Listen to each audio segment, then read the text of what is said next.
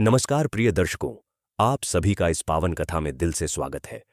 आज हम एक ऐसी अद्भुत और रहस्यमयी कथा सुनने जा रहे हैं जिसे बहुत कम लोगों ने सुना है। यह कथा उस समय की है जब शुक्रवार का दिन देवताओं के लिए भी विशेष माना जाता था, क्योंकि कहा जाता है कि इस दिन माता लक्ष्मी स्वयं भगवान गणेश के साथ पृथ्वी पर अपनी कृपा दृष्टि डालती है। जिस घर में श्रद्धा, सच्चाई और भक्ति होती है, वहां यह दिव्य जोड़ी अनदेखे रूप में पहुंचकर आशीर्वाद देती है। इसलिए इस कथा को शुरू करने से पहले आप सब मन ही मन श्रद्धा से यह पावन मंत्र जरूर बोलिए। एयुएम श्रीं ह्रीं क्लीं महालक्ष्म्यै नमः। इयुम गम गणपतये नमः। बहुत प्राचीन समय की बात है, जब धरती पर जंगल अधिक थे, नदियां निर्मल थीं और मनुष्य का जीवन प्रकृति के साथ गहराई से जुड़ा हुआ था। उस समय उत्तर दिशा में पर्वतों और घने वनों के बीच एक छोटा सा गांव था, जिसका नाम आनंदपुर था। गांव का नाम भले ही आनंदपुर था, लेकिन वहां रहने वाले लोगों के जीवन में उतना आनंद नहीं था। लोग मेहनत करते थे, खेतों में काम करते थे, पशु पालते थे, फिर भी अक्सर उनके जीवन में परेशानियां बनी रहती थीं। कभी फसल खराब हो जाती, कभी व्यापार में नुकसान हो जाता, तो कभी घरों में कलह हो जाती। गांव के लोग अक्सर कहते थे कि जैसे इस गांव की किस्मत कहीं खो गई है। लेकिन उसी गांव में एक युवक रहता था, जिसका नाम माधव था। माधव साधारण परिवार से था। उसका घर मिट्टी का था, छत पर सूखी घास लगी हुई थी और आंगन में एक छोटा सा तुलसी का पौधा था। उसके पास धन दौलत ज्यादा नहीं थी, लेकिन उसके मन में भक्ति बहुत थी। माधव की एक आदत थी जो पूरे गांव में सबसे अलग थी। हर शुक्रवार की शाम वह अपने घर के आंगन को साफ करता, तुलसी के पास एक छोटा सा दीपक रखता और माता लक्ष्मी और भगवान गणेश की पूजा करता। उसके पास पूजा के लिए महंगे फूल या मिठाइयां नहीं होती थीं। वह बस एक दीपक, थोड़े से चावल और सच्चे मन से प्रार्थना करता। गांव के कुछ लोग उसकी इस आदत पर हंसते भी थे। वे कहते, अरे माधव, इतनी पूजा करके क्या मिलेगा? अगर सच में देवी देवता तुम्हारी सुनते तो तुम इतने गरीब क्यों होते? लेकिन माधव मुस्कुराकर बस इतना कहता, भक्ति कभी व्यर्थ नहीं जाती। कभी ना कभी माता लक्ष्मी और गणेश जी जरूर सुनेंगे। एक शुक्रवार की रात थी। आकाश में पूर्णिमा का चांद चमक रहा था और गांव के चारों ओर शांति फैली हुई थी। हवा में हल्की ठंडक थी और दूर जंगल से झिंगुरों की आवाजें आ रही थीं। उस रात भी माधव ने हमेशा की तरह अपने आंगन को साफ किया, दीपक जलाया और प्रार्थना करने बैठ गया। उसकी आंखें बंद थीं और वह धीरे धीरे मंत्र जप रहा था। तभी अचानक एक अजीब सी बात हुई। हवा बिल्कुल शांत हो गई। ऐसा लगा जैसे पूरा वातावरण किसी अदृश्य शक्ति की उपस्थिति से भर गया हो। दीपक की लौ, जो पहले हल्की हल्की हिल रही थी, अब एकदम स्थिर हो गई। माधव ने आंखें खोली तो उसे लगा जैसे आंगन में हल्की सुनहरी रोशनी फैल रही है। पहले उसे लगा कि शायद यह चांदनी का असर है, लेकिन धीरे धीरे वह रोशनी और चमकने लगी और फिर उसने देखा कि उस प्रकाश के बीच दो दिव्य स्वरूप खड़े हैं। एक ओर कमल के समान तेज से प्रकाशित माता लक्ष्मी थीं, जिनके हाथों से जैसे स्वर्णिम आभा फैल रही थी। दूसरी ओर भगवान गणेश थे, जिनके चेहरे पर करुणा और मधुर मुस्कान थी। माधव यह दृश्य देखकर स्तब्ध रह गया। उसका शरीर कांपने लगा और वह तुरंत जमीन पर सिर झुकाकर प्रणाम करने लगा। भगवान गणेश ने हंसते हुए कहा, माधव, उठो, तुम्हारी भक्ति ने हमें यहां बुलाया है। माता लक्ष्मी ने स्नेह भरी दृष्टि से उसे देखा और बोली, तुम हर शुक्रवार बिना किसी लालच के हमें याद करते हो। तुम्हारी प्रार्थना में केवल धन की इच्छा नहीं, बल्कि संतोष और सेवा की भावना होती है। इसलिए आज हम तुम्हें एक विशेष कार्य देने आए हैं। माधव ने धीरे से सिर उठाया। उसके मन में आश्चर्य भी था और श्रद्धा भी। भगवान गणेश बोले, इस गांव की कठिनाइयों का कारण केवल भाग्य नहीं है। कई वर्षों पहले इस गांव के पास एक पवित्र सरोवर था, जिसे सुवर्ण सरोवर कहा जाता था। वह सरोवर माता लक्ष्मी की कृपा से भरा हुआ था।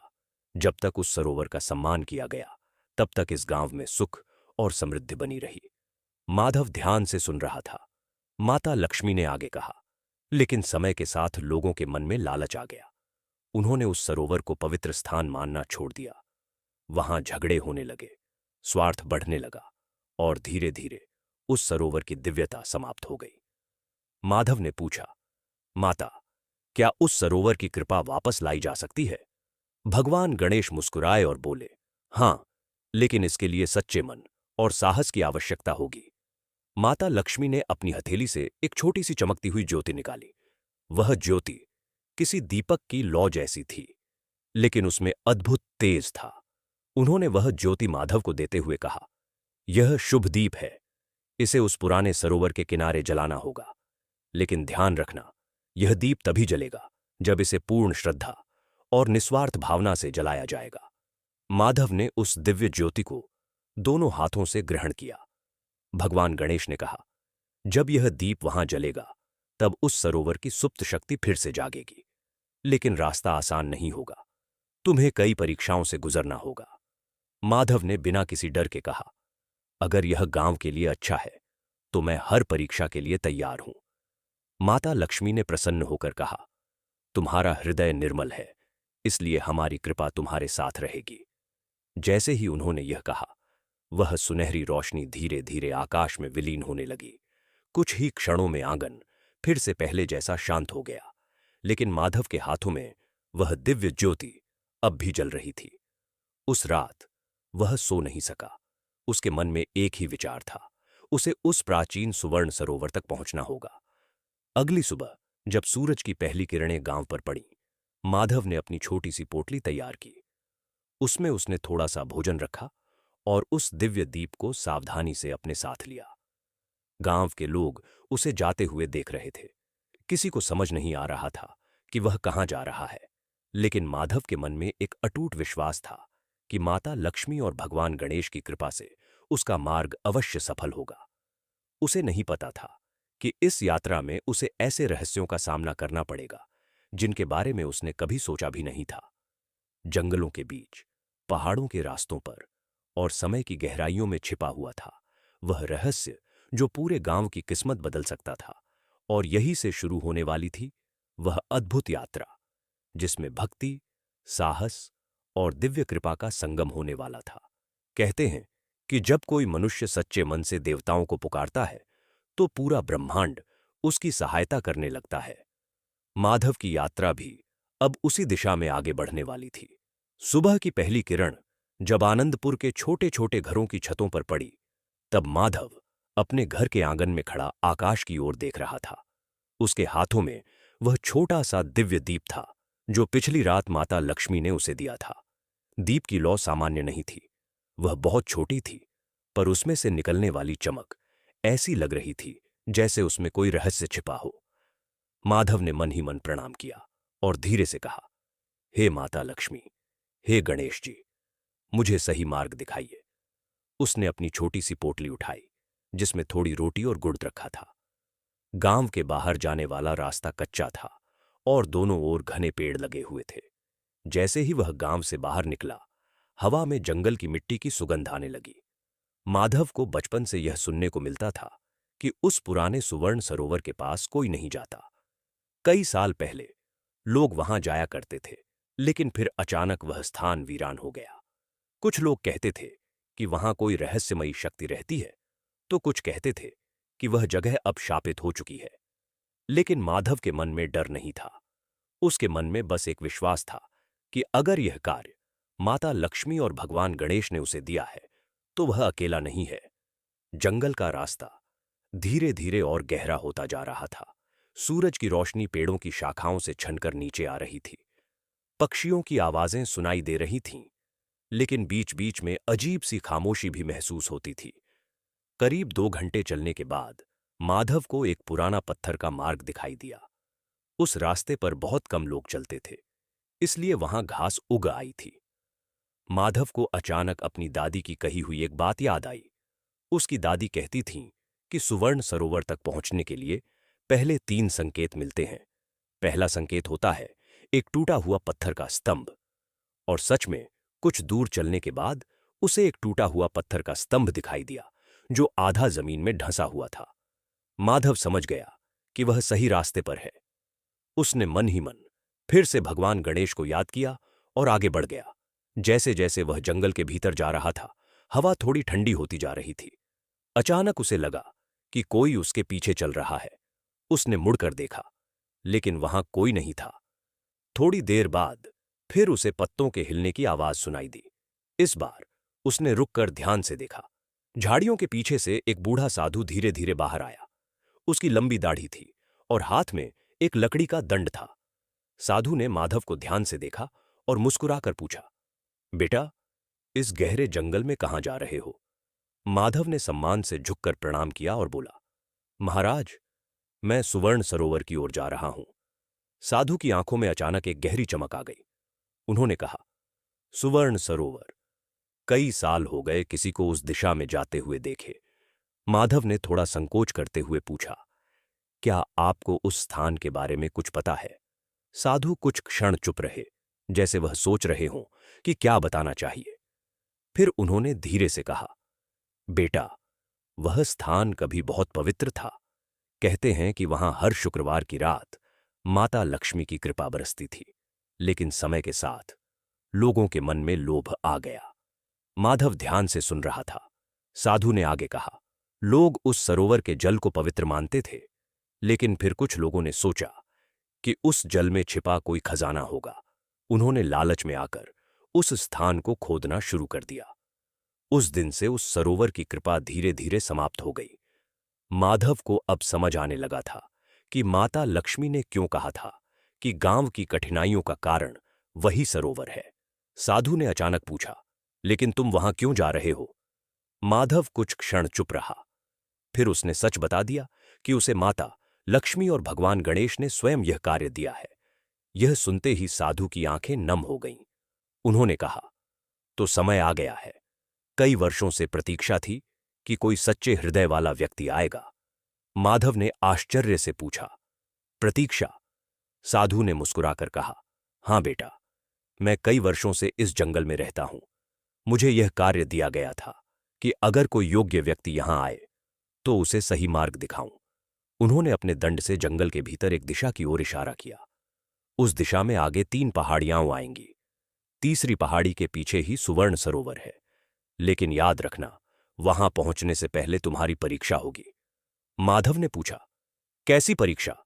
साधु ने उत्तर दिया, साहस, सत्य और त्याग की। माधव ने दृढ़ता से कहा, मैं तैयार हूं। साधु ने आशीर्वाद देते हुए कहा, भगवान गणेश तुम्हारी बुद्धि की रक्षा करें और माता लक्ष्मी तुम्हारे हृदय को पवित्र रखें। माधव ने प्रणाम किया और आगे बढ़ गया। जंगल अब और भी घना हो गया था। पेड़ों की शाखाएं इतनी फैली हुई थीं कि सूरज की रोशनी बहुत कम नीचे पहुंच रही थी। कुछ देर बाद उसे पहली पहाड़ी दिखाई दी।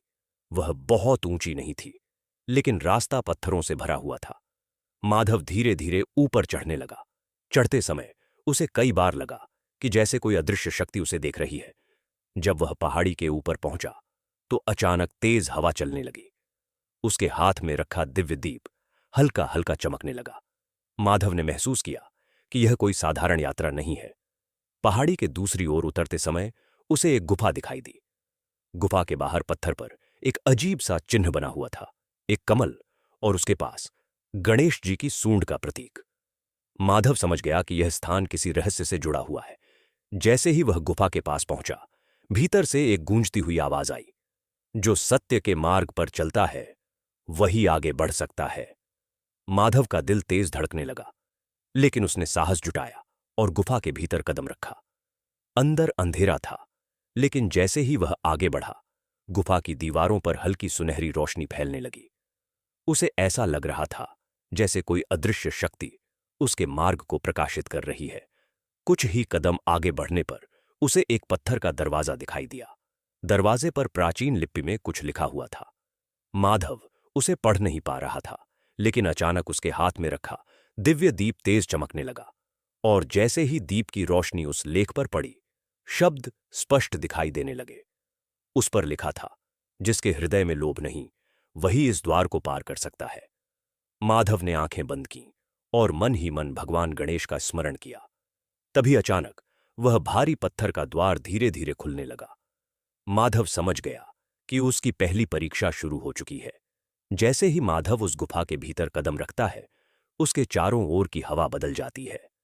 बाहर जंगल की हल्की आवाजें सुनाई दे रही थीं, लेकिन गुफा के भीतर एक गहरी और रहस्यमयी शांति थी। उसके हाथ में रखा दिव्य दीप हल्की सुनहरी रोशनी फैला रहा था। उस रोशनी में गुफा की दीवारें चमकने लगीं। दीवारों पर बने चित्र बहुत पुराने लग रहे थे। उन चित्रों में कमल के फूल बने थे, हाथी के प्रतीक बने थे और कुछ ऐसे चिन्ह बने थे जो शायद प्राचीन काल के संकेत थे। माधव धीरे धीरे आगे बढ़ रहा था। उसके कदमों की आवाज गुफा में गूंज रही थी। कुछ ही दूरी पर उसे एक बड़ा सा गोल कक्ष दिखाई दिया। वह कक्ष बहुत विशाल था। उसके बीचों बीच पत्थर का एक चबूतरा बना हुआ था। चबूतरे के ऊपर एक खाली स्थान था, जैसे किसी समय वहां कोई दीप या रत्न रखा गया हो। माधव धीरे धीरे उस चबूतरे के पास पहुंचा। जैसे ही उसने अपने हाथ में पकड़े हुए दिव्य दीप को चबूतरे के पास लाया, अचानक पूरे कक्ष में तेज रोशनी फैल गई। गुफा की दीवारों पर बने चित्र जीवित जैसे लगने लगे। उन चित्रों में एक पुरानी कथा दिखाई देने लगी। माधव को ऐसा लगा जैसे वह कोई सपना देख रहा हो, लेकिन वह सपना नहीं था। वह उस स्थान का इतिहास देख रहा था। चित्रों में दिख रहा था कि बहुत पुराने समय में यह गुफा एक पवित्र स्थान थी। यहां हर शुक्रवार को लोग एकत्रित होते थे और देवी की आराधना करते थे। उसी समय आकाश से दिव्य प्रकाश उतरता था। उस प्रकाश में कमल पर विराजमान थीं माता लक्ष्मी और उनके पास मुस्कुराते हुए खड़े थे भगवान गणेश। माधव मंत्रमुग्ध होकर यह सब देख रहा था। चित्रों में आगे दिखा कि उस समय गांव के लोग एक दूसरे से प्रेम करते थे। वे उस पवित्र सरोवर का सम्मान करते थे और उसका जल केवल पूजा और सेवा के लिए उपयोग करते थे। लेकिन धीरे धीरे कुछ लोगों के मन में लालच आ गया। चित्रों में कुछ लोग सरोवर के किनारे खुदाई करते हुए दिखाई दिए। वे सोच रहे थे कि सरोवर के नीचे कोई खजाना छिपा होगा। जैसे ही उन्होंने लालच में आकर उस पवित्र स्थान को नुकसान पहुंचाया, अचानक आकाश में काले बादल छा गए। चित्रों में दिखा कि देवी लक्ष्मी की कृपा धीरे धीरे उस स्थान से समाप्त होने लगी। माधव यह सब देखकर समझ गया कि यही कारण था कि आनंदपुर गांव की समृद्धि समाप्त हो गई थी। अचानक वह दृश्य समाप्त हो गया और गुफा फिर से पहले जैसी शांत हो गई। माधव ने गहरी सांस ली। उसी समय गुफा के भीतर से एक गूंजती हुई आवाज सुनाई दी। आवाज बहुत गंभीर थी, लेकिन उसमें क्रोध नहीं था। आवाज बोली, जो इस स्थान का सत्य समझ लेता है वही अगली परीक्षा के योग्य होता है। माधव ने चारों ओर देखा, लेकिन उसे कोई दिखाई नहीं दिया। फिर अचानक कक्ष के दूसरी ओर एक और पत्थर का मार्ग खुल गया। माधव समझ गया कि उसे आगे बढ़ना होगा। वह धीरे धीरे उस मार्ग में प्रवेश करने लगा। यह रास्ता पहले से ज्यादा संकरा था। छत से पानी की बूंदें टपक रही थीं और जमीन थोड़ी फिसलन भरी थी। कुछ दूरी चलने के बाद वह एक दूसरी गुफा में पहुंचा। यह गुफा पहली गुफा से अलग थी। यहां दीवारों पर कोई चित्र नहीं थे, लेकिन बीच में एक बड़ा सा पत्थर का दरवाजा खड़ा था। उस दरवाजे के सामने 3 दीपक रखे हुए थे, लेकिन तीनों दीपक बुझ चुके थे। माधव ने ध्यान से देखा तो दरवाजे के ऊपर कुछ शब्द लिखे हुए थे। उन शब्दों में लिखा था, 3 दीप, 3 गुण और एक सच्चा हृदय ही इस द्वार को खोल सकता है। माधव कुछ देर तक सोचता रहा। उसे समझ नहीं आ रहा था कि इसका क्या अर्थ है। फिर अचानक उसे साधु की बात याद आई। साधु ने कहा था कि उसकी परीक्षा साहस, सत्य और त्याग की होगी। माधव के मन में एक विचार आया। उसने अपने हाथ में पकड़े हुए दिव्य दीप से पहले दीपक को जलाया और मन ही मन कहा, यह दीप सत्य के लिए। फिर उसने दूसरे दीपक को जलाया और कहा, यह दीप साहस के लिए। फिर उसने तीसरे दीपक को जलाया और धीरे से बोला, और यह दीप त्याग के लिए। जैसे ही तीसरा दीप जला, पूरा कक्ष प्रकाश से भर गया। अचानक पत्थर का वह विशाल दरवाजा धीरे धीरे खुलने लगा। दरवाजे के पीछे एक लंबा मार्ग दिखाई दिया। उस मार्ग के अंत में दूर कहीं हल्की नीली रोशनी चमक रही थी। माधव के हृदय की धड़कन तेज हो गई। उसे लगा कि शायद वह सुवर्ण सरोवर के बहुत करीब पहुंच चुका है। लेकिन जैसे ही उसने उस मार्ग पर कदम रखा, अचानक जमीन हल्की सी कांपने लगी।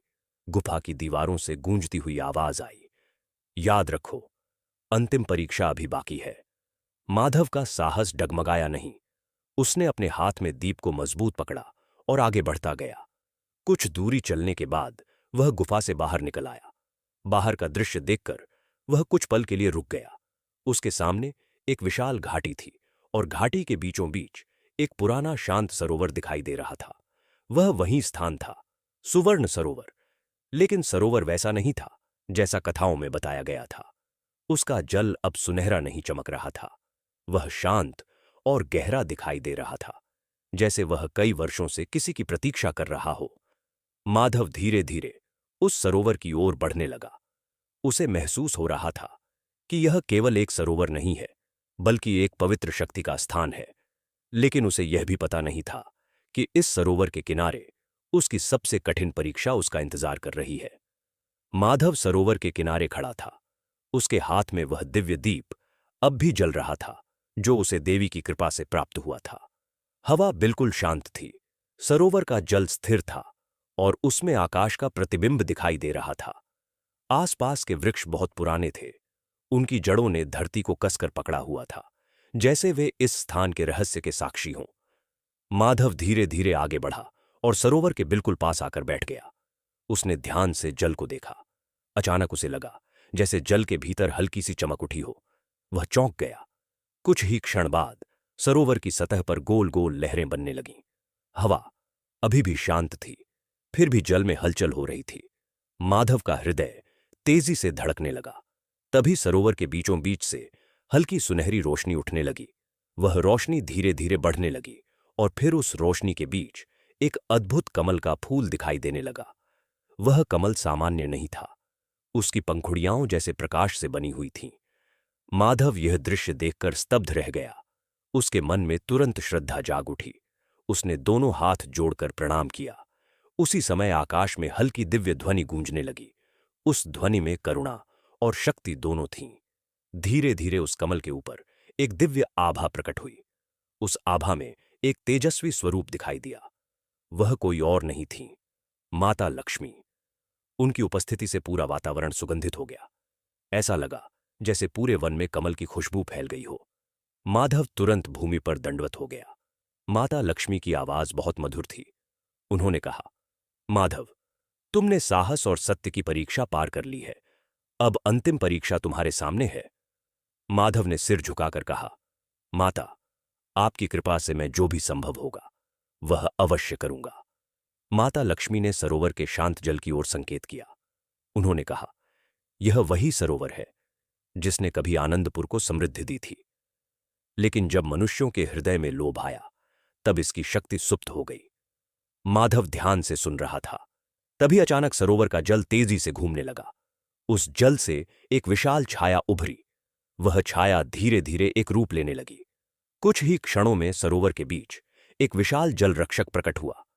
उसका शरीर जल से बना हुआ था और उसकी आंखें नीली रोशनी से चमक रही थीं। माधव कुछ पल के लिए डर गया। माता लक्ष्मी ने शांत स्वर में कहा, डरो मत, यह इस सरोवर का रक्षक है। यह केवल उसी की परीक्षा लेता है जो यहां तक पहुंचता है। जल रक्षक की आवाज गहरी और गंभीर थी। उसने कहा, कई वर्षों से इस स्थान पर कोई मनुष्य नहीं आया। जो भी आए उनके हृदय में लालच था, लेकिन तुम्हारे भीतर कुछ अलग है। माधव चुपचाप खड़ा रहा। जल रक्षक ने कहा, तुम्हें 3 प्रश्नों का उत्तर देना होगा। यदि तुम्हारे उत्तर सत्य और निर्मल होंगे, तभी यह सरोवर पुनः जागृत होगा। माधव ने शांत स्वर में कहा, मैं तैयार हूं। पहला प्रश्न गूंजा, मनुष्य के लिए सबसे बड़ा धन क्या है? माधव कुछ क्षण सोचता रहा। फिर उसने उत्तर दिया, संतोष और प्रेम ही सबसे बड़ा धन है, क्योंकि धन बिना संतोष के कभी सुख नहीं दे सकता। जैसे ही उसने यह उत्तर दिया, सरोवर की लहरें हल्की चमकने लगीं। जल रक्षक ने दूसरा प्रश्न पूछा, सबसे बड़ी शक्ति क्या है? माधव ने तुरंत उत्तर नहीं दिया। उसने आकाश की ओर देखा, फिर शांत स्वर में बोला, सत्य और करुणा, क्योंकि सत्य मनुष्य को मार्ग दिखाता है और करुणा उसे मानव बनाती है। अब सरोवर का जल पहले से अधिक चमकने लगा। जल रक्षक ने तीसरा और अंतिम प्रश्न पूछा, अगर तुम्हें इस सरोवर की शक्ति मिल जाए तो तुम उसका क्या करोगे? माधव कुछ क्षण चुप रहा। फिर उसने धीरे से कहा, मैं उसे अपने लिए नहीं रखूंगा। मैं उसे पूरे गांव के लिए उपयोग करूंगा, ताकि सभी के जीवन में सुख आए। कुछ क्षणों तक पूरा वातावरण शांत रहा। फिर अचानक सरोवर का जल सुनहरी रोशनी से चमकने लगा। जल रक्षक मुस्कुराया। उसने कहा, तुमने परीक्षा पार कर ली है। इतना कहते ही उसका रूप धीरे धीरे जल में विलीन हो गया। उसी समय सरोवर के ऊपर दिव्य प्रकाश फैल गया। उस प्रकाश में एक और दिव्य स्वरूप प्रकट हुआ, भगवान गणेश। भगवान गणेश के चेहरे पर मधुर मुस्कान थी।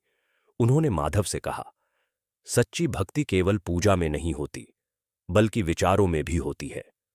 तुम्हारा हृदय निर्मल है, इसलिए यह सरोवर फिर से जागृत होगा। माता लक्ष्मी ने अपने हाथ से आशीर्वाद देते हुए कहा, आज से इस सरोवर की शक्ति फिर से जीवित होगी। लेकिन याद रखना, जब तक मनुष्य का हृदय पवित्र रहेगा, तभी तक इसकी कृपा बनी रहेगी। इतना कहते ही वह दिव्य प्रकाश धीरे धीरे आकाश में विलीन होने लगा। माधव सरोवर के किनारे खड़ा था। उसने देखा कि अब सरोवर का जल पहले जैसा नहीं रहा। उसमें हल्की सुनहरी चमक दिखाई देने लगी थी। लेकिन उसी समय दूर जंगल के भीतर से किसी के कदमों की आवाज आने लगी। माधव ने मुड़कर देखा। कुछ अजनबी लोग उस दिशा से सरोवर की ओर आ रहे थे। उनके चेहरे देखकर ऐसा लग रहा था कि वे साधारण यात्री नहीं हैं।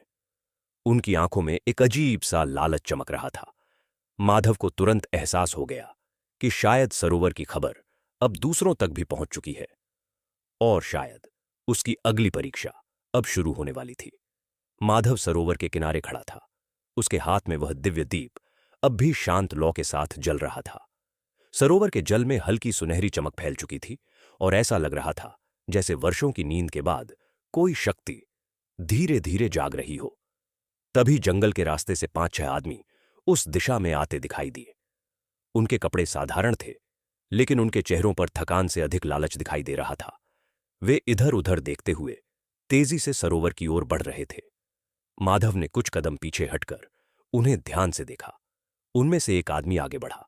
वह उम्र में सबसे बड़ा लगता था। उसकी दाढ़ी घनी थी और उसकी आंखों में तेज चमक थी। उसने सरोवर को देखते ही कहा, तो यह वही जगह है, सुवर्ण सरोवर। बाकी लोग भी उत्साहित हो गए। एक ने कहा, हमने सुना था कि यहां सोने जैसा जल चमकता है। लगता है आज हमारी किस्मत खुलने वाली है। माधव समझ गया कि ये लोग वही लालची लोग हैं जिनके कारण कभी यह पवित्र स्थान नष्ट हो गया था। वह धीरे धीरे आगे बढ़ा और शांत स्वर में बोला, यह स्थान पवित्र है, यहां लालच लेकर आना ठीक नहीं है। उस आदमी ने माधव की ओर देखा और हंस पड़ा।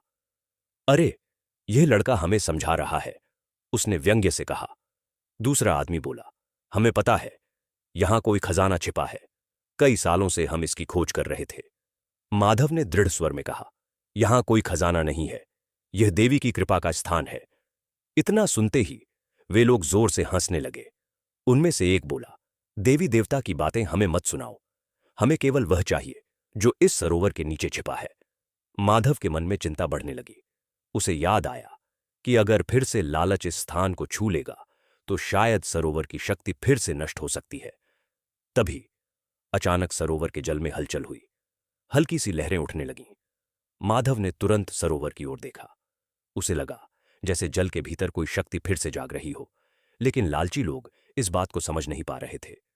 उनमें से एक आदमी ने अपने साथ लाया हुआ लोहे का औजार निकाला और बोला, चलो खुदाई शुरू करते हैं। जैसे ही उसने सरोवर के किनारे की मिट्टी पर पहला प्रहार किया, अचानक तेज हवा चलने लगी। आकाश में बादल घिरने लगे। सरोवर का जल तेजी से घूमने लगा। माधव समझ गया कि यह चेतावनी है। उसी समय एक गूंजती हुई आवाज पूरे वातावरण में फैल गई। वह आवाज गंभीर और शक्तिशाली थी। उस आवाज में वही दिव्य शक्ति थी जिसे माधव पहले महसूस कर चुका था। आकाश से प्रकाश उतरा और उस प्रकाश में प्रकट हुए भगवान गणेश। उनकी उपस्थिति से पूरा वन शांत हो गया। लालची लोग अचानक डर गए। उनमें से एक घबराकर बोला, यह क्या हो रहा है? भगवान गणेश ने गंभीर स्वर में कहा, यह स्थान पवित्र है, यहां लोभ का कोई स्थान नहीं है। उनकी आवाज सुनकर वे लोग कांपने लगे, लेकिन उनमें से एक आदमी अब भी हिम्मत दिखाने की कोशिश कर रहा था। उसने कहा, हम किसी से नहीं डरते, हमें बस वह चाहिए जो यहां छिपा है। जैसे ही उसने यह कहा, सरोवर के जल से तेज प्रकाश उठा। उस प्रकाश के बीच कमल का एक दिव्य रूप प्रकट हुआ और उसमें विराजमान थीं माता लक्ष्मी। उनकी उपस्थिति से वातावरण दिव्य हो गया। हवा में कमल की सुगंध फैल गई। माता लक्ष्मी ने शांत लेकिन दृढ़ स्वर में कहा, धन वहां आता है जहां श्रद्धा होती है, जहां लोभ होता है वहां समृद्धि कभी नहीं टिकती। लालची लोग अब डर से कांपने लगे थे। उनमें से एक आदमी घुटनों के बल बैठ गया। उसने कांपते हुए कहा, हमें माफ कर दीजिए, हमें नहीं पता था कि यह स्थान इतना पवित्र है। माता लक्ष्मी ने माधव की ओर देखा। उन्होंने कहा, माधव, आज तुम्हारे सामने एक और परीक्षा है। माधव ने हाथ जोड़कर कहा, माता, आदेश दीजिए। माता लक्ष्मी बोली, ये लोग लोभ के कारण यहां आए हैं, लेकिन हर मनुष्य को सुधार का अवसर मिलना चाहिए। तुम ही तय करो कि इनके साथ क्या होना चाहिए। माधव कुछ देर चुप रहा। उसने उन लोगों की ओर देखा। उनके चेहरे पर अब घमंड नहीं था, केवल भय और पश्चाताप था। माधव ने धीरे से कहा, माता, यदि ये सच में अपनी गलती समझ गए हैं तो इन्हें एक अवसर मिलना चाहिए। भगवान गणेश मुस्कुराए। उन्होंने कहा, यही सच्ची करुणा है। माता लक्ष्मी ने उन लोगों की ओर देखा। उन्होंने कहा, अगर तुम सच में अपनी गलती समझते हो तो आज से इस स्थान की रक्षा करोगे। वे सभी तुरंत झुक गए। उन्होंने कहा, हम वचन देते हैं। उसी क्षण सरोवर की चमक और बढ़ गई। ऐसा लगा जैसे वर्षों की अंधकारमय ऊर्जा अब पूरी तरह समाप्त हो रही हो। लेकिन उसी समय दूर पर्वतों की दिशा से एक अजीब सी गर्जना सुनाई दी। वह गर्जना किसी साधारण पशु की नहीं थी। माधव ने उस दिशा में देखा। जंगल के भीतर अंधकार जैसे हिल रहा था। भगवान गणेश का चेहरा गंभीर हो गया। उन्होंने धीरे से कहा, यह केवल शुरुआत थी। माधव ने पूछा, प्रभु, क्या कोई और खतरा आने वाला है? भगवान गणेश बोले, जब भी कोई पवित्र शक्ति जागती है तो अंधकार भी उसे रोकने की कोशिश करता है। माधव के मन में एक नया प्रश्न उठ गया। क्या सच में कोई ऐसी शक्ति थी जो इस सरोवर को फिर से नष्ट करना चाहती थी? जंगल की गहराई में आखिर कौन सी रहस्यमयी शक्ति छिपी हुई थी? और क्या माधव उस नए खतरे का सामना कर पाएगा? सरोवर के किनारे खड़े सभी लोग उस गर्जना को सुनकर स्तब्ध रह गए। जंगल की दिशा से आती वह आवाज किसी साधारण पशु की नहीं थी। वह गहरी और भयावह थी, जैसे धरती के भीतर से कोई शक्ति जाग रही हो।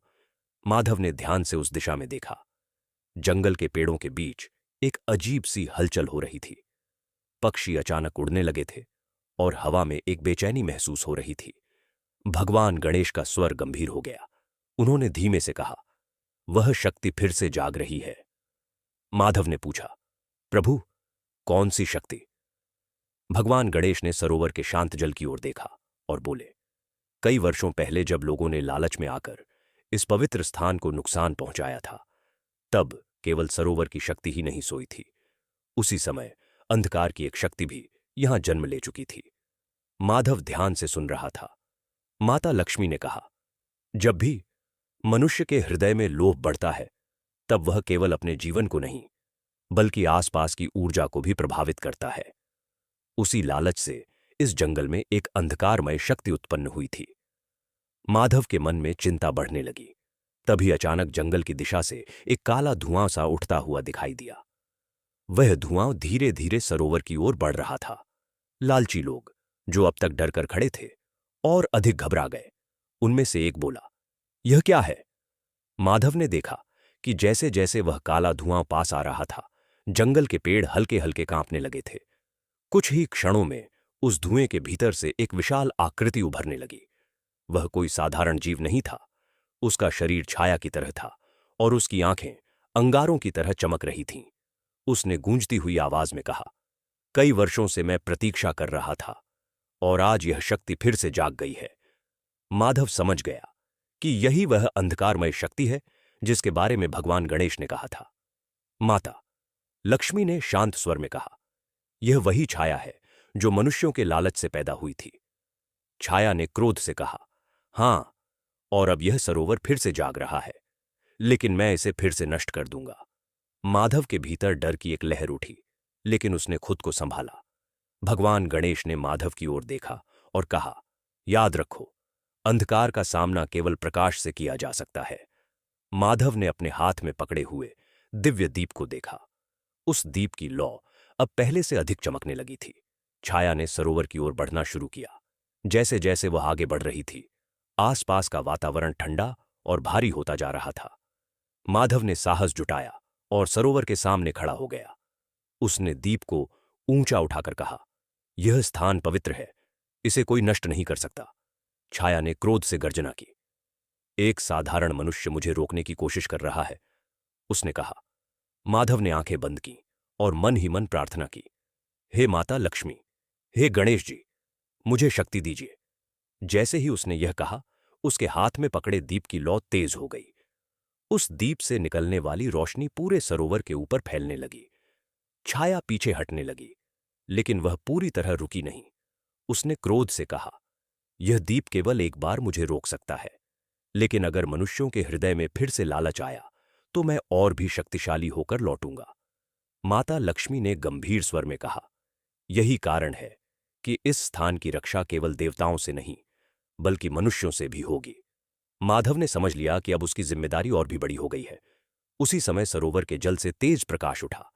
वह प्रकाश और चनित आकाश तक फैल गया। कुछ ही क्षणों में वह काली छाया धीरे धीरे कमजोर पड़ने लगी।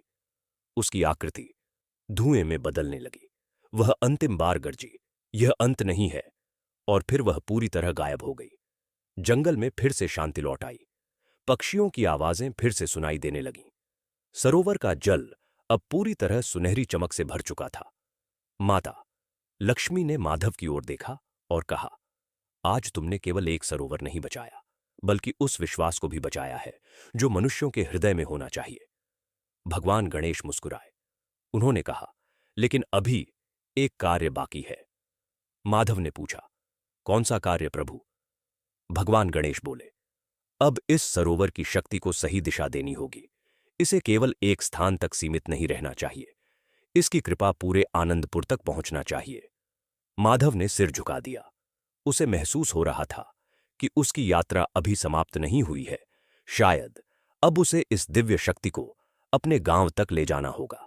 लेकिन उसे यह भी नहीं पता था कि इस शक्ति को ले जाने के रास्ते में उसे और कौन कौन सी परीक्षाओं का सामना करना पड़ेगा। क्या माधव सच में इस सरोवर की कृपा को पूरे गांव तक पहुंचा पाएगा? क्या वह अंधकार की उस छाया को हमेशा के लिए समाप्त कर पाएगा? और क्या आनंदपुर गांव की किस्मत सच में बदलने वाली है? सरोवर के किनारे खड़े माधव के सामने शांत जल सुनहरी चमक के साथ लहरें बना रहा था।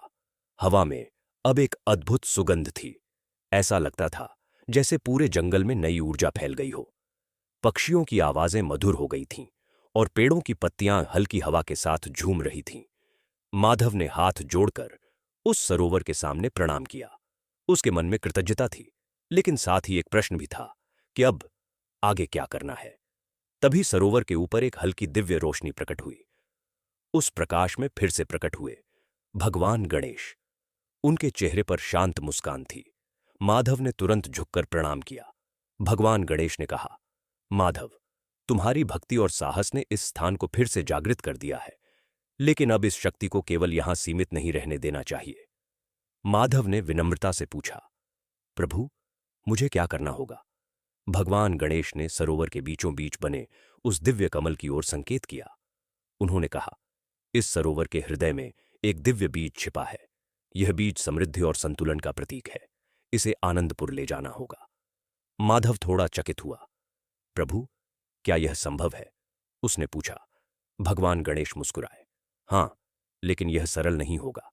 इस बीज को केवल वही व्यक्ति ले जा सकता है जिसका मन पूरी तरह निर्मल हो। इतना कहते ही सरोवर के बीचों बीच खिला वह दिव्य कमल धीरे धीरे खुलने लगा। उसकी पंखुड़ियों के बीच एक छोटी सी चमकती हुई वस्तु दिखाई दी। वह एक स्वर्णिम बीज था। माधव धीरे धीरे जल के किनारे पहुंचा। जैसे ही उसने हाथ बढ़ाया, सरोवर का जल अपने आप शांत होकर रास्ता बनाने लगा। वह दृश्य अद्भुत था। माधव ने सावधानी से वह स्वर्णिम बीज अपने हाथों में उठा लिया। जैसे ही उसने बीज को स्पर्श किया, उसके पूरे शरीर में एक हल्की ऊर्जा दौड़ गई। उसे महसूस हुआ जैसे उसके भीतर साहस और शांति दोनों बढ़ गए हों। तभी उस दिव्य प्रकाश में एक और तेजस्वी स्वरूप प्रकट हुआ। वह थी माता लक्ष्मी। उनकी उपस्थिति से वातावरण और भी पवित्र हो गया।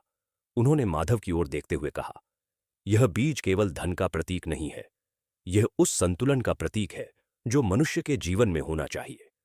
माधव ध्यान से सुन रहा था। माता लक्ष्मी ने कहा, जब यह बीज आनंदपुर की धरती में रोपा जाएगा, तब वहां समृद्धि और शांति दोनों लौटेंगी। लेकिन याद रखना, अगर लोगों के मन में फिर से लोभ बढ़ा तो इसकी शक्ति फिर से कम हो सकती है। माधव ने सिर झुकाकर कहा, माता, मैं पूरी कोशिश करूंगा कि ऐसा कभी ना हो। माता लक्ष्मी ने आशीर्वाद देते हुए कहा, तुम्हारा मार्ग आसान नहीं होगा। इस बीज की शक्ति को महसूस करके कई शक्तियां तुम्हें रोकने की कोशिश करेंगी। माधव के मन में थोड़ा भय आया, लेकिन उसने अपने साहस को मजबूत किया। भगवान गणेश ने कहा, डर मत। जब तक तुम्हारा मन सत्य पर रहेगा, तब तक हमारी कृपा तुम्हारे साथ रहेगी। इतना कहते ही दिव्य प्रकाश धीरे धीरे आकाश में विलीन होने लगा। माधव सरोवर के किनारे अकेला खड़ा था, लेकिन अब वह पहले जैसा साधारण युवक नहीं था। उसके हाथ में वह स्वर्णिम बीज था जो पूरे गांव की किस्मत बदल सकता था। उसी समय पीछे खड़े वे लोग जो पहले लालच में आए थे, आगे बढ़े।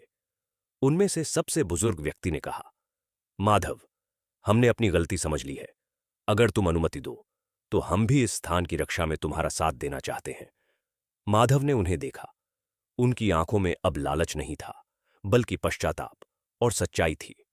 माधव ने मुस्कुराकर कहा, अगर आप सच में इस स्थान की रक्षा करना चाहते हैं तो यह सबसे बड़ा कार्य होगा।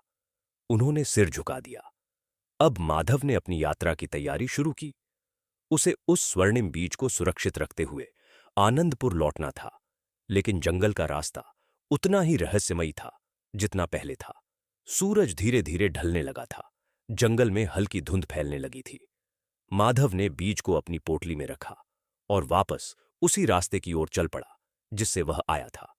कुछ दूरी चलने के बाद उसे वही पुरानी पहाड़ी दिखाई दी, लेकिन इस बार वातावरण पहले जैसा शांत नहीं था। जंगल में कहीं कहीं अजीब सी सरसराहट हो रही थी। माधव को महसूस हुआ कि शायद कोई उसे देख रहा है। उसने कदम तेज कर दिए। अचानक पेड़ों के बीच से दो चमकती हुई आंखें दिखाई दीं।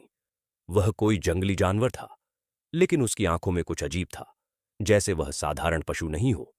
माधव कुछ क्षण के लिए रुक गया। फिर उसने मन ही मन प्रार्थना की, हे गणेश जी, मेरे मार्ग की रक्षा कीजिए। जैसे ही उसने यह कहा, उसकी पोटली के भीतर रखा स्वर्णिम बीज हल्का सा चमकने लगा। उस चमक को देखकर वह जानवर धीरे धीरे पीछे हट गया और अंधेरे में गायब हो गया। माधव समझ गया कि यह यात्रा वास्तव में एक दिव्य जिम्मेदारी है। जैसे जैसे वह आगे बढ़ रहा था, उसे महसूस हो रहा था कि जंगल की हर चीज अब पहले से अलग लग रही है। कभी हवा तेज हो जाती, कभी अचानक सन्नाटा छा जाता, लेकिन उसके मन में एक विश्वास था। वह जानता था कि जब तक उसका उद्देश्य सच्चा है, तब तक उसे कोई रोक नहीं सकता। लेकिन उसे यह भी नहीं पता था कि उसकी असली परीक्षा अभी बाकी है, क्योंकि जंगल के उस पार कोई ऐसी शक्ति उसका इंतजार कर रही थी जो इस बीज की शक्ति को अपने लिए हासिल करना चाहती थी। कौन थी वह रहस्यमयी शक्ति? क्या माधव उस बीज को सुरक्षित आनंदपुर तक पहुंचा पाएगा? और क्या सच में पूरे गांव की किस्मत बदलने वाली है? जंगल की संध्या गहराती जा रही थी। आकाश में सूरज की अंतिम किरणें पेड़ों की शाखाओं के बीच से छनकर धरती पर गिर रही थीं। हवा में हल्की ठंडक घुलने लगी थी और जंगल में एक अजीब सी रहस्यमयी शांति फैल गई थी। माधव धीरे धीरे उस पगडंडी पर आगे बढ़ रहा था जिसके रास्ते से वह पहले भी गुजरा था। उसकी पोटली में रखा वह स्वर्णिम बीज हल्की गर्माहट दे रहा था। कभी कभी वह हल्का सा चमक उठता, जैसे उसे अपने उद्देश्य का ज्ञान हो। माधव को महसूस हो रहा था कि वह अब अकेला नहीं है। किसी अदृश्य शक्ति की कृपा उसके साथ चल रही है। फिर भी जंगल की गहराई में एक अनजाना भय छिपा हुआ था। कुछ दूरी आगे बढ़ने के बाद अचानक हवा का रुख बदल गया। पेड़ों की शाखाएं तेजी से हिलने लगीं, पत्तों की सरसराहट बढ़ने लगी। माधव रुक गया। उसे लगा जैसे जंगल की गहराइयों से कोई उसे पुकार रहा हो। अचानक उसके सामने रास्ते पर धुंध फैलने लगी। कुछ ही क्षणों में वह धुंध इतनी घनी हो गई कि आगे का रास्ता दिखाई देना बंद हो गया। माधव ने मन ही मन प्रार्थना की और आगे बढ़ने की कोशिश की। तभी उस धुंध के बीच एक गहरी आवाज गूंजी, रुको माधव। माधव चौंक गया। उसने चारों ओर देखा, लेकिन कोई दिखाई नहीं दिया। आवाज फिर गूंजी, तुम्हारे पास वह शक्ति है जो इस जंगल का संतुलन बदल सकती है। माधव ने साहस जुटाकर कहा, कौन हो तुम? कुछ क्षणों के बाद धुंध के बीच एक छाया प्रकट हुई। वह छाया धीरे धीरे एक मानव जैसी आकृति लेने लगी। उसका चेहरा स्पष्ट नहीं था, लेकिन उसकी आंखों में अजीब सी चमक थी। माधव समझ गया कि यह कोई साधारण व्यक्ति नहीं है। छाया ने कहा, मैं इस जंगल की पुरानी शक्ति हूं, और तुम जो बीज लेकर जा रहे हो वह मेरे लिए बहुत मूल्यवान है। माधव ने तुरंत अपनी पोटली को कसकर पकड़ लिया। उसने दृढ़ स्वर में कहा, यह बीज आनंदपुर के लिए है, इसे कोई नहीं ले सकता। छाया हंसी। उसकी हंसी गूंजती हुई और भयावह थी। तुम्हें लगता है कि एक साधारण मनुष्य मुझे रोक सकता है? माधव के मन में डर की एक लहर उठी, लेकिन उसने अपने साहस को टूटने नहीं दिया। उसने आंखें बंद कीं और मन ही मन स्मरण किया, हे भगवान गणेश, मुझे बुद्धि और साहस दीजिए। जैसे ही उसने यह प्रार्थना की, उसकी पोटली के भीतर रखा स्वर्णिम बीज हल्की रोशनी देने लगा। उस रोशनी से आसपास की धुंध थोड़ी कम होने लगी। छाया कुछ पल के लिए पीछे हट गई। फिर उसने कहा, लगता है देवी की कृपा तुम्हारे साथ है। माधव ने कुछ नहीं कहा। वह धीरे धीरे आगे बढ़ने लगा, लेकिन छाया अभी भी वहीं थी। उसने कहा, माधव, सोच लो, अगर तुम वह बीज मुझे दे दो तो मैं तुम्हें ऐसा धन दूंगा जो किसी राजा के पास भी नहीं है। माधव के मन में एक पल के लिए विचार आया, लेकिन तुरंत उसे वह शिक्षा याद आई जो उसने इस यात्रा में सीखी थी। उसने शांत स्वर में कहा, धन से बड़ा संतोष होता है। यह सुनकर छाया का चेहरा कठोर हो गया। तुम भी बाकी मनुष्यों जैसे नहीं हो, उसने कहा। माधव ने उत्तर दिया, अगर मनुष्य अपने लोभ को जीत ले तो वह सब कुछ जीत सकता है। कुछ क्षणों तक जंगल में गहरी शांति छा गई। फिर अचानक आकाश में हल्की दिव्य रोशनी दिखाई दी। उस रोशनी में एक मधुर आभा प्रकट हुई। उस आभा में विराजमान थीं माता लक्ष्मी। उनकी उपस्थिति से वातावरण शांत और सुगंधित हो गया। माता लक्ष्मी ने उस छाया की ओर देखते हुए कहा, अंधकार हमेशा प्रकाश से हारता है। छाया पीछे हटने लगी। उसकी आवाज अब पहले जैसी शक्तिशाली नहीं थी। यह अब भी समाप्त नहीं हुआ, उसने कहा, और धीरे धीरे धुंध में विलीन हो गई। जंगल फिर से शांत हो गया। माधव ने सिर झुकाकर माता लक्ष्मी को प्रणाम किया। उनकी आवाज कोमल थी। उन्होंने कहा, माधव, तुम्हारी निष्ठा ही तुम्हारी सबसे बड़ी शक्ति है। माधव ने कहा, माता, आपकी कृपा के बिना यह संभव नहीं था।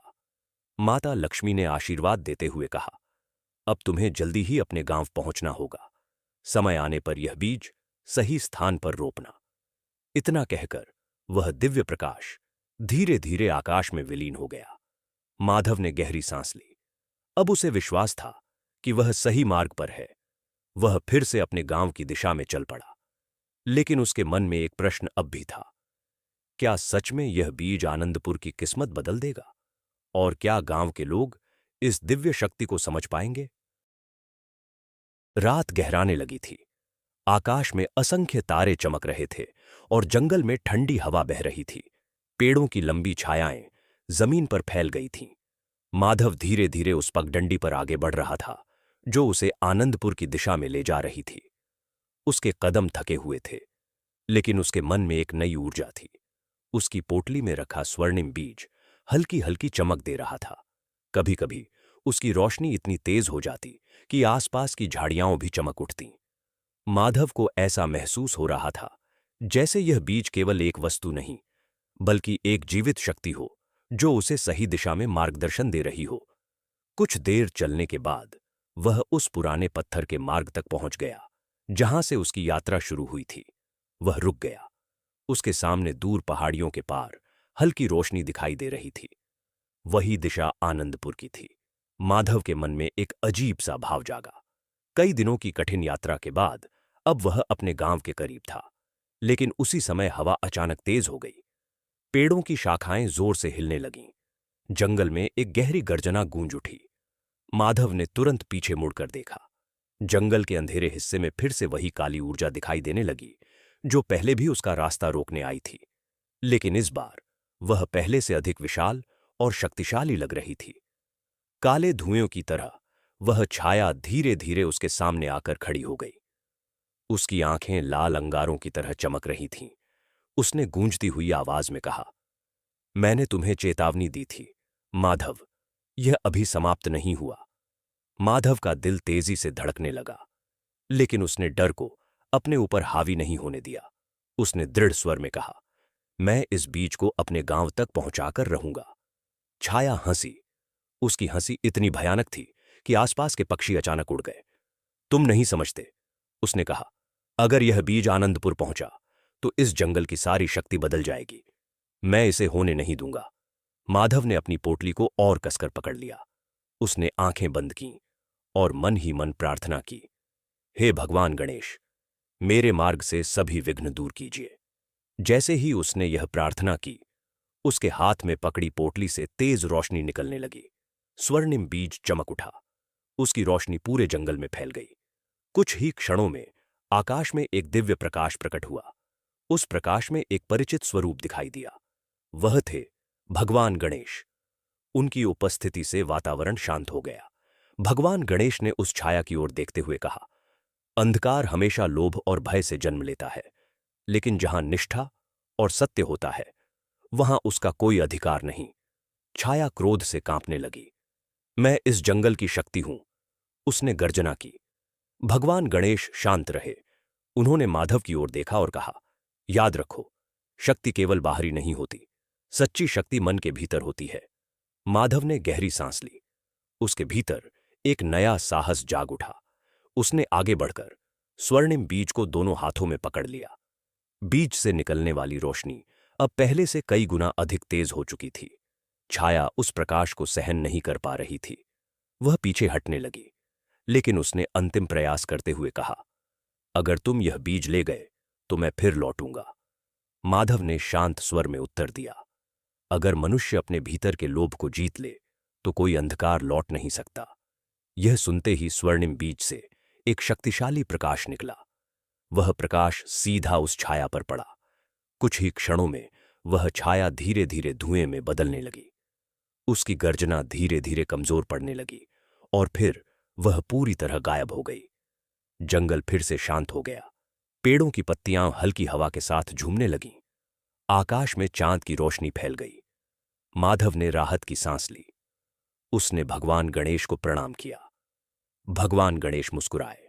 उन्होंने कहा, माधव, अब तुम्हारी यात्रा लगभग पूरी हो चुकी है, लेकिन अंतिम कार्य अभी बाकी है। माधव ने पूछा, प्रभु, वह कार्य क्या है? भगवान गणेश बोले, जब यह बीज आनंदपुर की धरती में रोपा जाएगा, तभी इसकी शक्ति पूरी तरह प्रकट होगी। माधव ने सिर झुका दिया। उसे अब अपने गांव की चिंता भी हो रही थी। कई दिनों से वह घर से दूर था। शायद गांव के लोग उसे ढूंढ भी रहे होंगे, लेकिन उसे यह भी पता था कि जब वह लौटेगा तो केवल एक साधारण युवक के रूप में नहीं, बल्कि एक नई आशा लेकर लौटेगा। धीरे धीरे वह आगे बढ़ने लगा। जंगल का रास्ता अब उतना डरावना नहीं लग रहा था। जैसे जैसे वह आगे बढ़ता गया, उसे दूर से अपने गांव की हल्की रोशनी दिखाई देने लगी। वह मुस्कुरा दिया। आनंदपुर अब ज्यादा दूर नहीं था, लेकिन उसे यह भी नहीं पता था कि गांव पहुंचने पर उसकी अंतिम परीक्षा उसका इंतजार कर रही है। क्या गांव के लोग इस दिव्य बीज को स्वीकार करेंगे? क्या सच में आनंदपुर की किस्मत बदलने वाली है? और जब वह बीज धरती में रोपा जाएगा, तब क्या चमत्कार होगा? नमस्कार प्रिय दर्शकों, आप सभी का एक बार फिर इस पावन कथा में हृदय से स्वागत है। अब तक आपने इस अद्भुत यात्रा में देखा कि आनंदपुर गांव का एक साधारण लेकिन सच्चे हृदय वाला युवक माधव किस प्रकार कठिन परीक्षाओं, रहस्यमयी जंगलों, दिव्य सरोवर और अंधकार की शक्तियों से गुजरते हुए उस स्वर्णिम बीज को लेकर अपने गांव की ओर लौट रहा था। यह बीज केवल एक साधारण बीज नहीं था, बल्कि समृद्ध, संतुलन और आशीर्वाद का प्रतीक था। अब उसकी यात्रा का अंतिम चरण सामने था। रात धीरे धीरे समाप्त हो रही थी। पूर्व दिशा में हल्की लालिमा दिखाई देने लगी थी। पक्षियों की पहली आवाजें जंगल में गूंजने लगी थीं। हवा में सुबह की ताजगी थी। माधव कई दिनों की यात्रा के बाद आखिरकार उस पहाड़ी के पास पहुंच गया जहां से आनंदपुर गांव दिखाई देता था। वह कुछ क्षण के लिए वहीं रुक गया। नीचे दूर घाटी में बसे छोटे छोटे घरों की छतों से धुआं उठ रहा था। गांव में लोग शायद अपने रोजमर्रा के कामों में लग चुके थे। खेतों की पगडंडियां, मंदिर की छोटी घंटी की आवाज और सुबह की हलचल, यह सब देखकर माधव के चेहरे पर हल्की मुस्कान आ गई। कई दिनों बाद वह अपने घर के इतने करीब था, लेकिन उसके मन में यह भी था कि उसके पास जो स्वर्णिम बीज है, वह केवल उसके लिए नहीं, बल्कि पूरे गांव के भविष्य के लिए है। उसने धीरे धीरे पहाड़ी से नीचे उतरना शुरू किया। कुछ ही समय में वह गांव के किनारे पहुंच गया। उसे देखकर सबसे पहले गांव के कुछ बच्चे दौड़ते हुए उसके पास आए। अरे, माधव भैया आ गए, एक बच्चे ने उत्साह से कहा। कुछ ही देर में यह खबर पूरे गांव में फैल गई। लोग अपने अपने घरों से बाहर निकलने लगे। माधव के माता पिता भी दौड़ते हुए उसके पास आए। उसकी मां की आंखों में आंसू थे। बेटा, तुम इतने दिनों तक कहां थे? उन्होंने भावुक होकर पूछा। माधव ने उनके चरण छुए और शांत स्वर में कहा, मां, मैं एक ऐसी यात्रा पर गया था जो हमारे गांव की किस्मत बदल सकती है। गांव के बुजुर्ग भी वहां आ गए। सब लोग उत्सुकता से उसकी ओर देखने लगे। तभी गांव के सबसे बुजुर्ग व्यक्ति, जिन्हें सभी आदर से बाबा हरिदास कहते थे, आगे आए। उन्होंने गंभीर स्वर में पूछा, माधव, तुम क्या कहना चाहते हो? माधव ने अपनी पोटली खोली। जैसे ही उसने उस स्वर्णिम बीज को बाहर निकाला, उसकी चमक पूरे वातावरण में फैल गई। लोग आश्चर्य से उसे देखने लगे। बीज से निकलने वाली हल्की सुनहरी रोशनी पूरे आंगन में फैल रही थी। बाबा हरिदास की आंखों में आश्चर्य था। उन्होंने धीरे से कहा, यह साधारण बीज नहीं है। माधव ने सबको पूरी कहानी सुनाई, सुवर्ण सरोवर की, दिव्य दर्शन की, परीक्षाओं की और उस बीज की शक्ति की। गांव के लोग मंत्रमुग्ध होकर उसकी बात सुनते रहे। कुछ लोगों को विश्वास नहीं हो रहा था, लेकिन उस बीज की दिव्य चमक देखकर कोई भी उसे साधारण नहीं कह सकता था। तभी अचानक हवा में हल्की सुगंध फैल गई। आकाश में एक दिव्य प्रकाश दिखाई दिया। उस प्रकाश में प्रकट हुए भगवान गणेश और उनके साथ थीं माता लक्ष्मी। पूरा गांव स्तब्ध रह गया। लोग तुरंत भूमि पर झुककर प्रणाम करने लगे। भगवान गणेश ने मधुर स्वर में कहा, आज इस गांव की परीक्षा का अंत होने वाला है।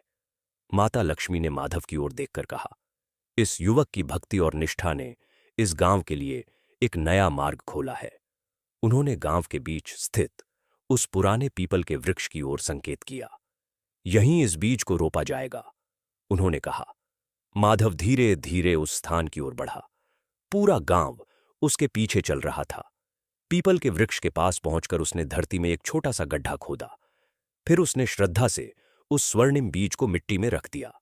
जैसे ही उसने उस पर मिट्टी डाली, अचानक धरती हल्की सी कांपने लगी। गांव के लोग घबरा गए, लेकिन अगले ही क्षण धरती से एक हल्की सुनहरी रोशनी निकलने लगी। मिट्टी के भीतर से एक छोटा सा पौधा निकल आया। कुछ ही क्षणों में वह पौधा तेजी से बढ़ने लगा। सब लोग आश्चर्य से उसे देख रहे थे। कुछ ही मिनटों में वह पौधा एक विशाल वृक्ष में बदल गया। उसकी पत्तियां चमक रही थीं और उसे एक अद्भुत सुगंध फैल रही थी। माता लक्ष्मी ने कहा, यह वृक्ष इस गांव की समृद्धि का प्रतीक होगा। भगवान गणेश ने आगे कहा, लेकिन याद रखना, समृद्धि तभी टिकती है जब मन में संतोष और सद्भाव हो। गांव के सभी लोगों ने एक साथ प्रण लिया कि वे कभी लालच को अपने जीवन में स्थान नहीं देंगे। धीरे धीरे उस वृक्ष की शाखाओं से छोटे छोटे सुनहरे फूल गिरने लगे। जैसे ही वे फूल धरती को छूते, वहां हरियाली फैल जाती। कुछ ही दिनों में आनंदपुर का रूप बदलने लगा। खेतों में फसलें लहलहाने लगीं। लोगों के जीवन में खुशहाली लौट आई। लेकिन सबसे बड़ा परिवर्तन यह था कि लोगों के मन में अब संतोष और प्रेम था। माधव अब भी वही सरल युवक था। वह अक्सर उस वृक्ष के पास बैठकर प्रार्थना करता। गांव के लोग उसे सम्मान से देखते, लेकिन वह हमेशा कहता, यह सब देवी देवताओं की कृपा है।